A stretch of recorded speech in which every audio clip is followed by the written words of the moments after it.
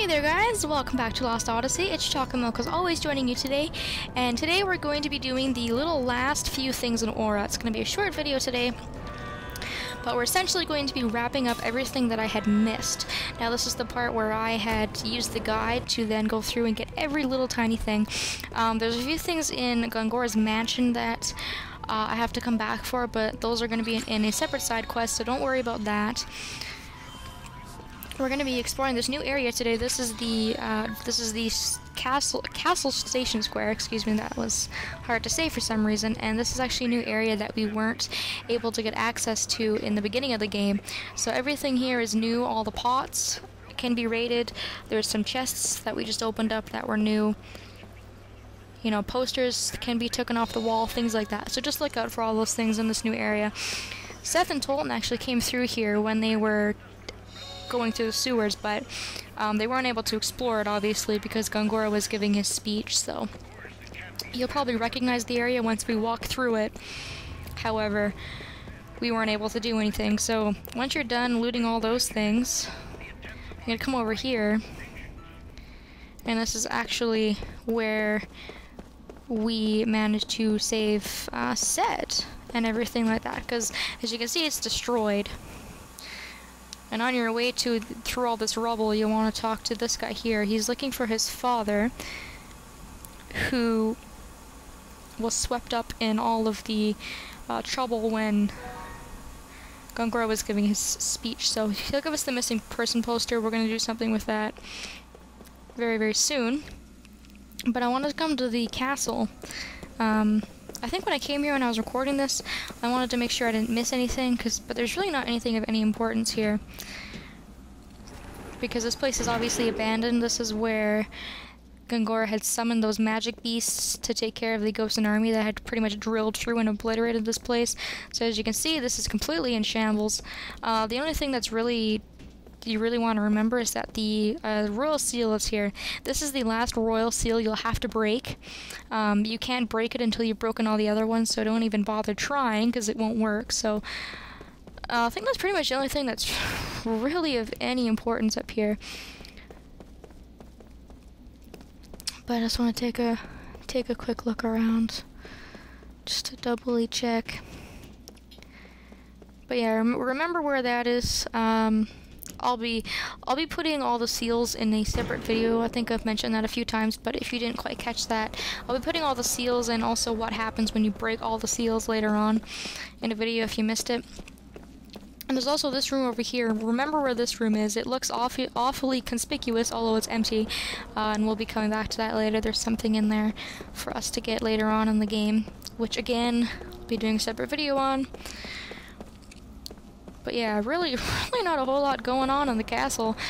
I mean, we've actually seen lots of stuff go down in the castle, you know, when Tolton ate that, or almost ate that soup with the quote-unquote, you know, poison in it.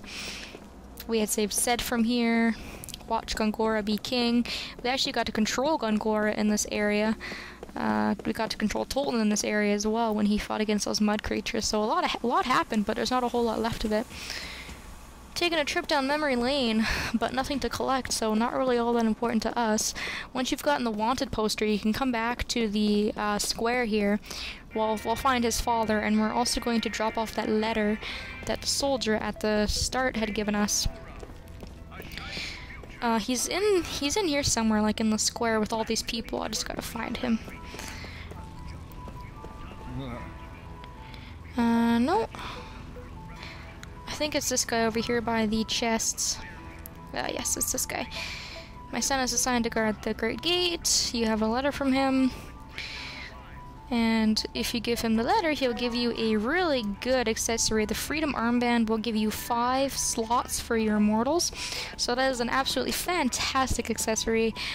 Really worth your time. So I really highly suggest doing that quest.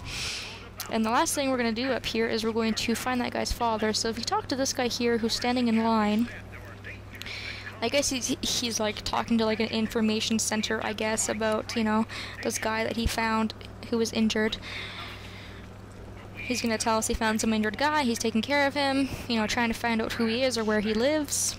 And that's, you know, lucky we came along, because we'll actually be prompted to show him the missing person poster.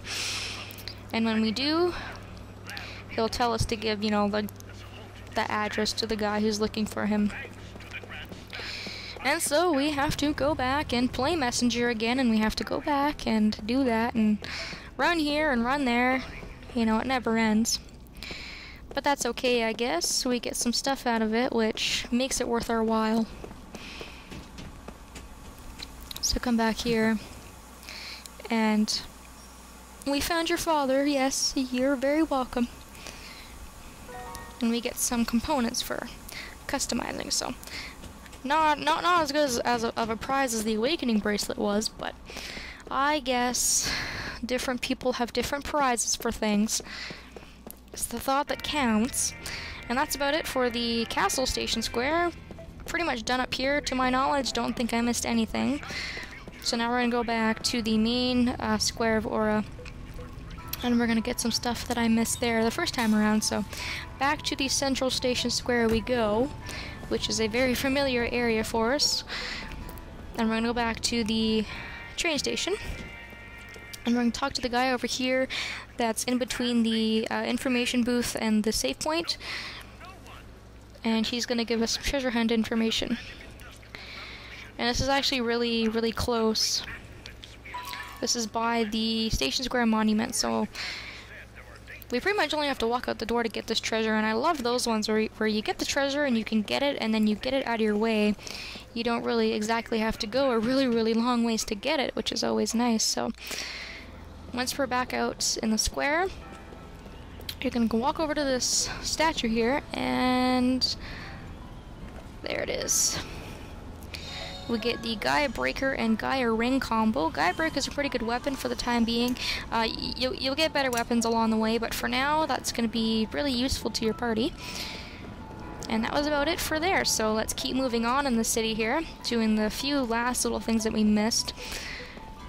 Again, we're going to get some more treasure hunt information. Most of the stuff is treasure hunting that I had forgotten. I always forget those little things. I'm always keeping an eye out for chests, but never for these information bits.